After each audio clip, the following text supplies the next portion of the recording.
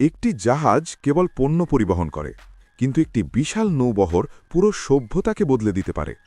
চীন এখন এমন সব জাহাজ এবং প্ল্যাটফর্ম তৈরি করছে যা সমুদ্রের বুককে একটি বিশাল কনস্ট্রাকশন সাইট, এনার্জি গ্রিড এবং সম্পদের খনিতে পরিণত করছে।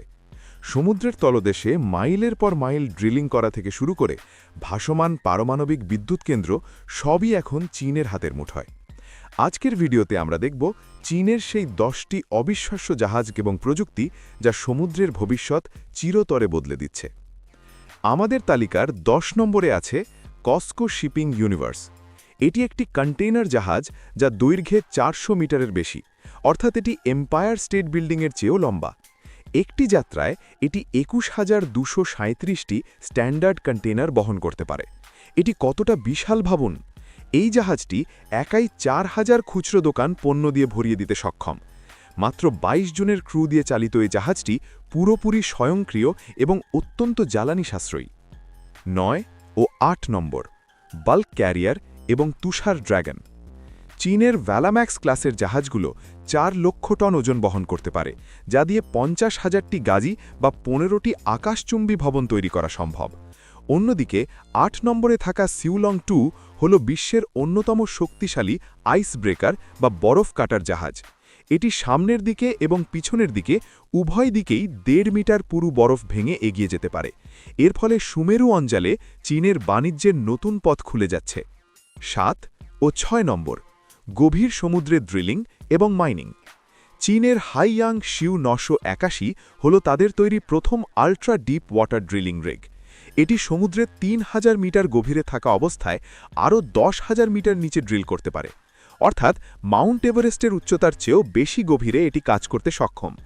এছাড়া চীনের রোবটিক মাইনিং জাহাজগুলো সমুদ্রের 11,000 মিটার নিচে থেকে ব্যাটারি তৈরির মূল্যবান খনিজ যেমন কোবাল্ট, নিকেল এবং ম্যাঙ্গানিজ উত্তোলন করছে।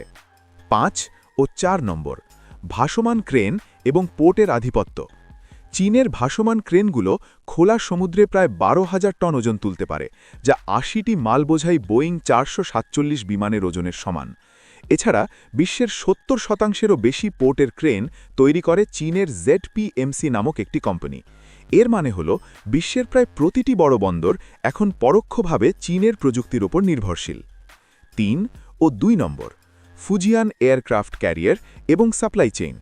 চীনের ফুজিয়ান বা টাইপ 003 এয়ারক্রাফট ক্যারিয়ার হল তাদের সামরিক শক্তির এক বিশাল মাইলফলক। এটি কোনো স্টিম নয়, বরং ইলেকট্রোম্যাগনেটিক পদ্ধতিতে মাত্র 30 সেকেন্ড অন্তর অন্তর ভারী যুদ্ধবিমান উড্ডয়ন করতে পারে। মাত্র 1 দশকে চীন 0 থেকে 3টি এয়ারক্রাফট ক্যারিয়ার তৈরি করেছে, যা সামরিক ইতিহাসে বিরল।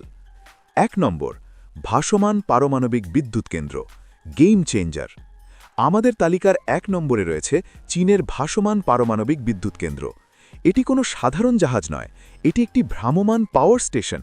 প্রতিটি প্ল্যাটফর্ম 125 মেগাওয়াট বিদ্যুৎ উৎপন্ন করতে পারে, যা 1.5 লক্ষ বাড়িতে বিদ্যুৎ দিতে সক্ষম। এটি সমুদ্রের যে কোনো জায়গায় নঙর করা যায়। এর ফলে সমুদ্রের মাঝখানে খনি খনন বা দূরবর্তী দ্বীপে বিদ্যুৎ সরবরাহ করা এখন অনেক সহজ হয়ে গেছে। শক্তি বা এনার্জি এখন আর কোনো নির্দিষ্ট জায়গায় বন্দী নয়, এটি পণ্যের মতো যে কোনো জায়গায় নিয়ে যাওয়া সম্ভব। চীন শুধু আলাদা আলাদা জাহাজ তৈরি করছে না, তারা একটি সমুদ্রভিত্তিক ইকোসিস্টেম তৈরি করছে, যেখানে বাণিজ্য, জ্বালানি, নির্মাণ এবং নিরাপত্তা সবই একসাথে কাজ করবে। সমুদ্র এখন আর দেশগুলোর মধ্যে কেবল যোগাযোগের পথ নয়, এটি নিজেই একটি বিশাল অবকাঠামো হয়ে উঠছে। আপনাদের কি মনে হয়, চীনের এই প্রযুক্তি কি বিশ্ব বাণিজ্যের ভারসাম্য বদলে দেবে? কমেন্টে আপনার মতামত জানান। ভিডিওটি ভালো লাগলে লাইক দিন এবং আমাদের চ্যানেলে সাবস্ক্রাইব করুন। ধন্যবাদ।